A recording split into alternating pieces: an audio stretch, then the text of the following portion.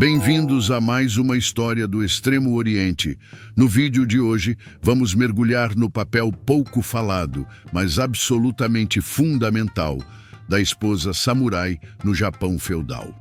Uma figura que, mesmo longe do campo de batalha, empunhava uma arma poderosa, a força silenciosa da responsabilidade, da honra e da resiliência. No coração do Japão feudal, uma era de guerreiros implacáveis e códigos de honra inabaláveis, a figura da esposa samurai permanece muitas vezes envolta em silêncio. Uma sombra discreta, mas cuja influência ressoava pelos corredores dos lares e, por vezes, pelos campos de batalha. Sua história, tecida em fios de dever, resiliência e uma força silenciosa, clama por ser ouvida. Para a esposa da classe samurai, o lar era seu domínio, um microcosmo do clã, que ela era encarregada de manter em ordem.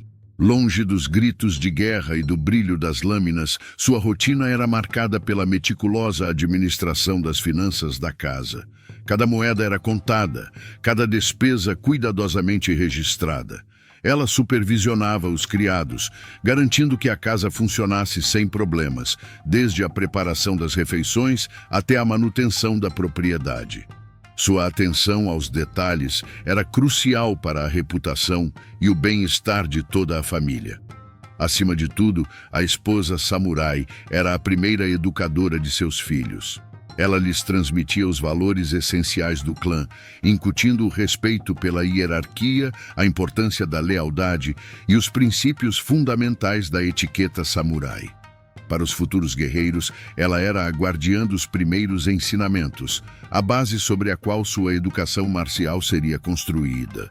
Os preceitos morais e éticos transmitidos nessa fase inicial eram considerados fundamentais para a formação do caráter do samurai. A honra do clã repousava, em grande parte, sobre os ombros da esposa samurai. Esperava-se dela uma conduta impecável, lealdade inquestionável ao marido e à sua família, discrição em todas as suas palavras e ações e uma virtude que não pudesse ser maculada. Os códigos de conduta da época enfatizavam a importância da pureza e da retidão para as mulheres da classe guerreira. Qualquer deslize, qualquer rumor de escândalo poderia lançar uma sombra sobre a reputação de todo o clã, afetando alianças políticas e oportunidades futuras. A esposa samurai vivia sob o peso dessa responsabilidade, ciente de que sua conduta era um reflexo direto da honra de seu marido e de sua linhagem. Embora seu papel primário fosse no domínio doméstico, a esposa samurai não era necessariamente uma figura indefesa. Em tempos de guerra ou durante a prolongada ausência do marido, muitas eram treinadas em autodefesa. A naginata, uma lança longa com uma lâmina curva, era uma arma frequentemente associada às mulheres samurai, devido ao seu alcance e versatilidade. Esse treinamento não visava transformá-las em guerreiras no mesmo nível de seus maridos, mas sim capacitá-las a proteger o lar, os filhos e a si mesmas em caso de ataque. A habilidade com a naginata era vista como uma extensão de seu dever de guardiã. A capacidade de defender o próprio lar era uma demonstração de força e autonomia, mesmo dentro das limitações impostas pelo papel social. A história de Nakano Takeko, uma guerreira do século XIX que liderou uma unidade feminina na Batalha de Aizu, é um exemplo tardio, mas poderoso, do espírito de luta que podia residir em algumas esposas e filhas de samurais. Embora fora do período estritamente feudal, seu legado ecoa a tradição de mulheres guerreiras em momentos de crise. Outra figura notável é Hojo Masako, esposa de Minamoto no Yoritomo, o primeiro shogun do Japão. Após a morte de Yoritomo, Masako tornou-se uma freira, mas continuou a exercer significativa influência política, sendo apelidada de Shogun Freira por seu papel dominante no governo do shogunato de Kamakura.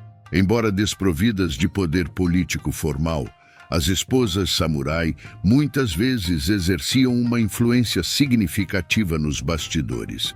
Através de conselhos ponderados, observações perspicazes e uma compreensão íntima das dinâmicas familiares e clânicas, elas podiam moldar as decisões de seus maridos. Alianças familiares eram cruciais no Japão feudal, e as esposas desempenhavam um papel vital na manutenção e no fortalecimento desses laços. Seus relacionamentos com outras famílias, suas habilidades sociais e sua capacidade de construir pontes podiam ter implicações políticas significativas para o clã.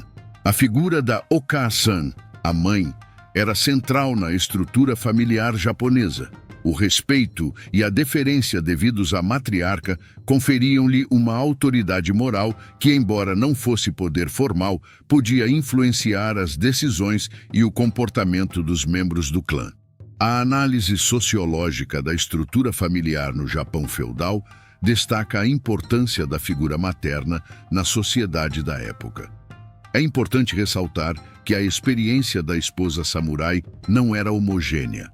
Algumas mulheres, como Ojo Masako, demonstraram uma capacidade política e militar notável, desafiando as expectativas de seu tempo e exercendo poder direto em nome de seus filhos. Outras enfrentaram dificuldades e tragédias, perdendo maridos em batalha, lidando com a instabilidade política e suportando as rígidas expectativas sociais impostas a elas.